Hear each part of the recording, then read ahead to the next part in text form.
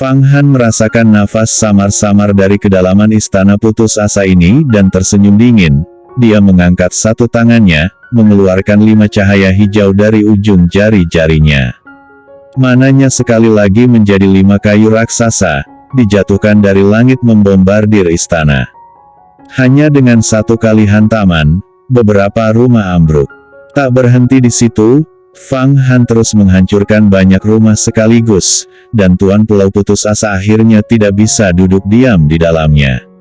Seketika, dia terbang dari ruang alkimia yang paling tersembunyi, dan membawa sebuah tripod raksasa bersamanya. Itu, tungku pil tingkat harta karun. Ya Tuhan, tidak heran, Tuan Pulau yang putus asa ini yang hanya seorang pembudidaya biasa, dan dia mampu berkultivasi ke alam Yuan Gang, ternyata dia memiliki tungku pil tingkat harta karun. Ucap Long Yao menjerit, suara mencicit keluar dari kedalaman tenggorokannya, tampaknya tersedak oleh air liurnya karena kaget banget. Sungguh tungku pemurnian yang berharga. Ini sangat hebat. Lukisan Huang Quan hanya cocok untuk alkimia dengan metode air. Banyak sekali keterampilanku yang tak dapat ditampilkan. Dengan adanya tungku pemurnian yang berharga ini, aku dapat menggunakan metode api untuk membuat obat, yang bahkan dapat meningkatkan kekuatan 10 Ashura, dan tubuh emas Jinloumu juga dapat melangkah lebih tinggi. Kata naga Yan meraung dengan sangat bersemangat. Itu sangat bagus, ucap Fang Han. Dia tidak ragu-ragu lagi untuk menikamkan energi sejatinya, dan mengubahnya menjadi puluhan ribu pedang ilahi kayu hijau. Pada saat ini, pemilik pulau yang putus asa juga tahu bahwa serangan Fang Han sangat berbahaya. Arus mana membara di tubuhnya, berubah menjadi tangan jahat, meletus ke langit dan memukul Muhuang Zenqi Fang Han dengan kuat. Zenqi dan Gangqi bertabrakan, meledak di udara pada saat yang sama, tampaknya seperti ribuan kembang api dicetuskan. Kuil-kuil yang indah di bawahnya hancur, menjadi puing-puing emas dan perak yang tersebar di sekitarnya. Fang Han mendengus, dia meluncur lebih dari 10 kaki di udara, dengan tenang dia menstabilkan tubuhnya. Tetapi pemilik pulau yang putus asa itu bahkan meluncur mundur lebih dari 30 kaki, sebelum menabrak tungku pil harta karunnya, dan kemudian stabil. Kedua belah pihak berjuang keras, dan Fang Han benar-benar berada di atas angin. Bagaimana mana kamu meningkat sangat banyak? Tanya Tuan Pulau Putus Asa dengan ngeri. Sebelum Fang Han bisa menjawab, pedang Ciling Long Yao menjawabnya. Udara dingin dan sejumlah air laut besar membeku menjadi balok es, membekukan Tuan Pulau yang putus asa di dalamnya oleh dinding es yang tebal. Dewa Jiwa Es Guntur, Long Yao sekarang telah mengembangkan kekuatan supranatural, jauh lebih kuat daripada ketika dia bersaing dengan Fang Han. Pedang Han Jian berubah menjadi pedang Han Bing Jian, berbentuk seperti seekor naga yang membuka mulutnya, dan meludahkan serangkaian guntur es. Di antara ledakannya, mana Tuan Pulau yang putus asa hampir bubar.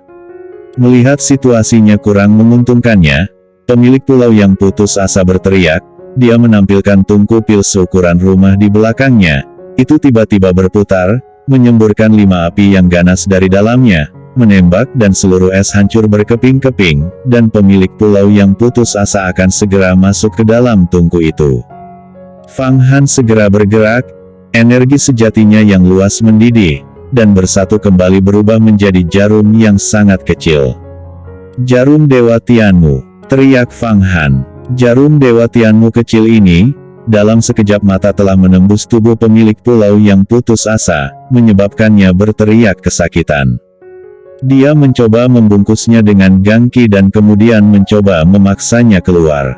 Namun, jarum ilahi Tianmu tiba-tiba membengkak dan berubah menjadi kayu raksasa, membuat tubuhnya terkoyak dan terpisah menjadi kepingan darah yang menghujani seluruh langit, dan anggota tubuhnya beterbangan kemana-mana. Sesaat, Long Yao memperhatikan hujan darah, matanya tertuju pada kepala pemilik pulau yang putus asa yang terpental, dia segera membekukannya di dalam es. Pemilik pulau sudah koit, tetapi kepalanya sangat penting, dan digunakan untuk menukarnya dengan hadiah. Sedangkan Fang Han mengambil kesempatan ini, dan meraih tungku agung 5 penjara Raja Ding. Tungku pil ini sebesar rumah. Setelah pemilik pulau yang putus asa koit, itu kehilangan kendali dan terbang keluar, itu tidak mudah ditangkap.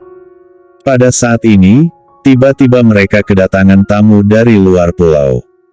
Tanpa diduga, seseorang telah bertindak lebih awal. "Kamu, segera tinggalkan tungku itu," ucap salah satu tamu yang baru datang itu. Banyak pedang terbang dan senjata sihir datang seketika membombardir Fang Han. Pada saat yang sama, ada banyak mana yang berubah menjadi tangan besar dan tali yang menggulung tungku besar itu. Banyak senjata sihir telah terhunus padanya.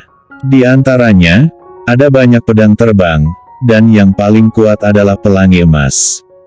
Kekuatannya sangat besar, sehingga hampir setara dengan 300 atau 400 kuda ganas. Melihat situasinya tidak baik, Long Yao dan Fang Xiaolin masing-masing mengeluarkan kekuatan magisnya.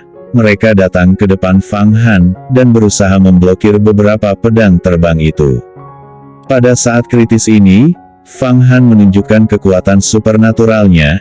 Energi sejati Mu Huang Zenqi keluar, mencakup lebih dari 10 mil, dan segera menjatuhkan serangannya itu. Setelah itu, dia merubah 10 lainnya dari Mu Huang Zenqi menjadi tangan besar, dan segera meraih tungku pil. Di kejauhan, Fang Han segera melihat seorang gadis muda dengan labu di tangannya.